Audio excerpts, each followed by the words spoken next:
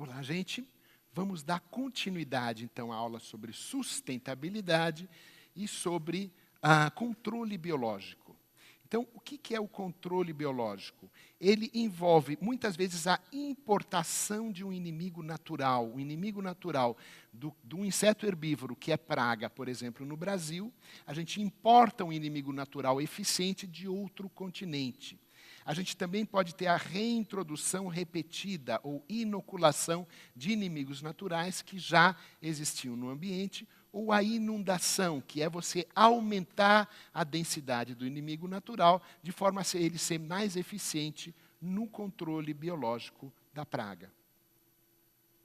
O manejo integrado de pragas, ele é uma combinação de várias abordagens para o controle da praga. Então, ele combina controle físico. Controle físico, como assim? Por exemplo, a lagarta do cartucho, que ataca o cartucho do algodão, uma fase dela ocorre em fases do cartucho do algodão que são jogadas fora, que não são usadas para a produção de algodão. Então, eu ponho fogo nessas partes para que esse para que esse herbívoro não procrie. Eu posso ter controle cultural, ou seja, quando que eu vou fazer o meu cultivo. Controle biológico, que é o uso de agentes biológicos, como nós vimos no vídeo anterior. E, em último caso, também o controle químico. Eu faço uma combinação de todas essas abordagens, evidentemente tentando reduzir ao máximo o controle químico, tanto devido ao risco de evolução de resistência ou de tolerância no herbívoro, quanto devido aos riscos à própria saúde humana. Eu vou usar o controle no limiar de ação, ou seja, eu tenho que ter um monitoramento da praga, enquanto ela não estiver numa densidade que represente risco, eu não vou fazer nada. Eu só vou fazer se essa praga atingir um limiar de ação. Ela visa controlar as pragas abaixo do nível econômico de dano. Então, eu tolero um dano, contanto que ele não gere prejuízo para o produtor. Então, quando que um organismo vira praga? Ou seja, qual que é o nível econômico de dano e qual que é o limiar de ação? Volto ao gráfico que nós vimos num vídeo anterior, em que eu falo, as populações, elas flutuam.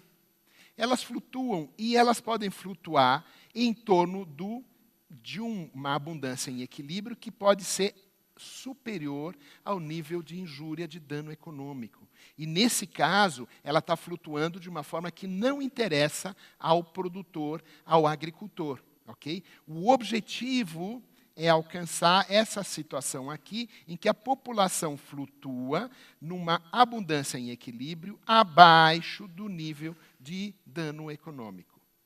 Então, o que acontece? Eu tento controlar, manter essa população abaixo do nível econômico de dano, e quando há alguma modificação ambiental, por exemplo, a remoção de um inimigo natural, eu vejo que essa população que flutuava abaixo do nível econômico de dano, ultrapassa esse nível, e aqui eu preciso agir. Então, uma das formas que reduzem o uso de insumos químicos, de inseticidas, portanto, reduz os riscos para o ser humano, e é um sistema que aumenta a sustentabilidade,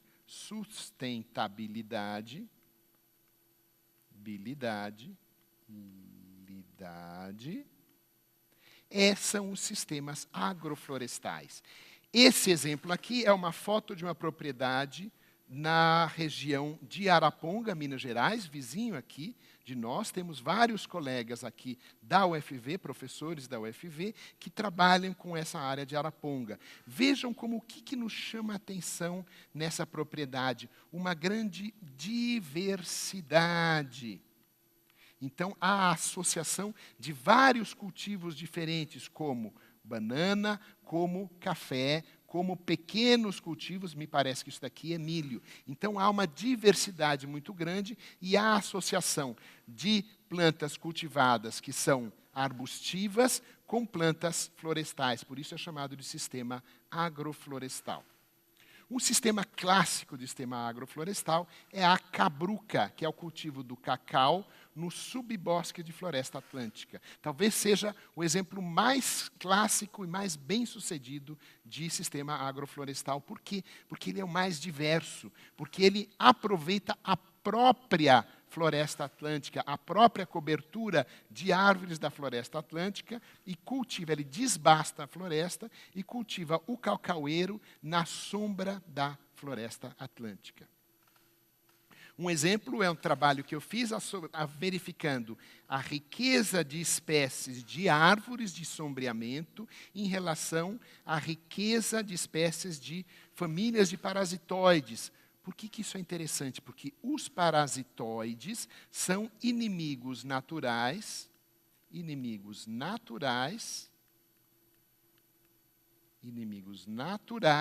das pragas. Então, me interessa aumentar a quantidade de inimigos naturais. Vejam como, à medida em que aumenta a riqueza de espécies de árvore de sombreamento, aumenta a riqueza de espécies de parasitoides, portanto, provavelmente aumenta a sustentabilidade do sistema através do controle biológico natural.